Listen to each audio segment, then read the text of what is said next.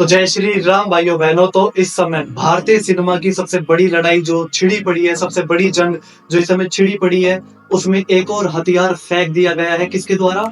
हमारे भूल भुलैया की टीम के द्वारा, क्योंकि भूल भुलैया 3 का टीजर अब आ चुका है सभी लोगों के सामने कि अब सिंघम वाले भी अपने ट्रेलर को फेंक चुके, भूल भुलैया वाले भी अपने ट्रेलर को फेंक चुके। तो आखिर इस लड़ाई में कौन जीता कौन हरा, उसके बारे में तो अलग से वीडियो बननी चाहिए, वो मैं बनाऊंगा भी। लेकिन आज बात करूंगा भूल भुलैया के ट्रेलर के बारे में, जिसे देखने के बाद मेरे अंदर से मेरा दिल ये कह रहा है बच गया जो तुमने ट्रेलर देख लिया, वरना हो सकता था मैं पहले भूल भुलैया देखने चला जाता थिएटर में। अब सिंघम अगेन ही देखूंगा। वो क्यों? क्योंकि भूल भुलैया का ट्रेलर मुझे वो देकर गया जिसकी उम्मीद मैंने करी ही नहीं थी। मैंने आपको पिछली वीडियो में बताया था कि अगर भूल भुलैया को सिंघम अगेन का सामना करना है तो उसके सामने कुछ एक्स्ट्रा ऑर्डिनरी करना पड़ेगा। इन्होंने तो ऑर्डिनरी भी नहीं करा भाई, इन्होंने एक्स्ट्रा ऑर्डिनरी करने की जरूरत है, इन्होंने तो कुछ नहीं किया। आखिर इन्होंने क्यों? तो अपने ट्रेलर को डिले किया, और डिले करने के बाद भी तुमने ये प्रोडक्ट हमारे सामने पटका है। अब देखो ट्रेलर के बारे में बात करता हूँ, तुम सब समझ जाओगे। ट्रेलर शुरू होता है, ऑलमोस्ट ट्रेलर की जो लेंथ है वो है 3 मिनट 50 सेकंड, जो कि एक ठीक ठाक लेंथ है।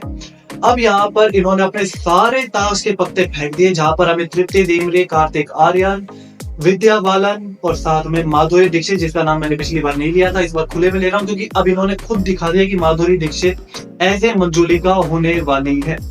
अब देखो सुनो मेरी बात, ट्रेलर में आपको हंसी मजाक वाले डायलॉग मिलेंगे, लेकिन वो डायलॉग पुराने माल है, यानी कि वो डायलॉग पुराने हैं जिन्हें आप कहीं ना कहीं पहले सुन चुके हो। टीजर में, पुरानी मूवीज में कुछ वैसे ही कुछ ऐसे सीन्स भी दिखाए गए जिनको पिछली मूवी भूल भुलैया 2 में भी आप देख चुके हो एक बार। तो तुम्हें लगेगा यार ये माल तो देखा हुआ है, ये तो बिका हुआ माल है भाई, ये पहले बिक चुका, ये दोबारा क्यों पेश किया गया है? साथ में तुम्हें इस ट्रेलर में डर नाम का डैब ही नहीं लगने वाला, ना मंजुलिका चाहे 1 हो या 2 हो, तुम्हें डर नहीं लगने वाला भाई। यहाँ पे विद्या बालन भी है, साथ में माधुरी दीक्षित भी है, पर डर नाम की कोई चीज नहीं है। ट्रेलर को भी मैं 2 हाफ में काट रहा हूँ। पहला हाफ जो ऑलमोस्ट 2 मिनट का है, और दूसरा हाफ वो भी ऑलमोस्ट 2 मिनट का है। पहला हाफ तुम्हें हर तरीके से डिसअपॉइंट करेगा, क्योंकि वहां पे तुम्हें तृप्ति डिमरी और कार्तिक आर्यन के इंटीमेट सीन दिखाए जाएंगे, जो कि भूल भुलैया के मेन एक्स फैक्टर पॉइंट रहे ही नहीं है कभी भी।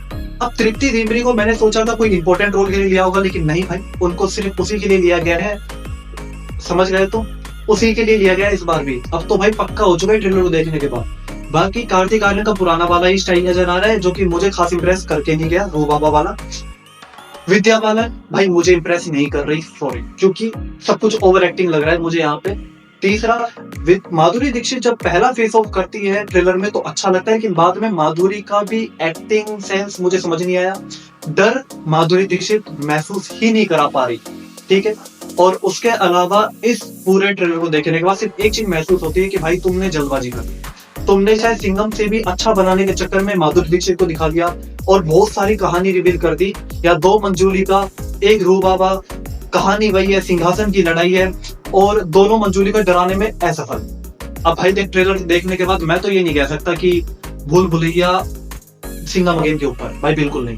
पहले ये मामला 70-30 था, 30% भूल भुलैया 70% सिंघम अगेन, अब ये 80-20 रह गया। अब मामला और खराब हो गया। तो हमें लगा था टीजर के बाद ट्रेलर में चीजें सुधरेंगी, लेकिन ये और खराब हो गई हैं। और अब सुधार का सिर्फ एक मौका है, अपने गाने, और उसमें भी अगर सिंघम आगे निकल गया तो भाई थिएटर में जनसंख्या कम पड़ जाएगी।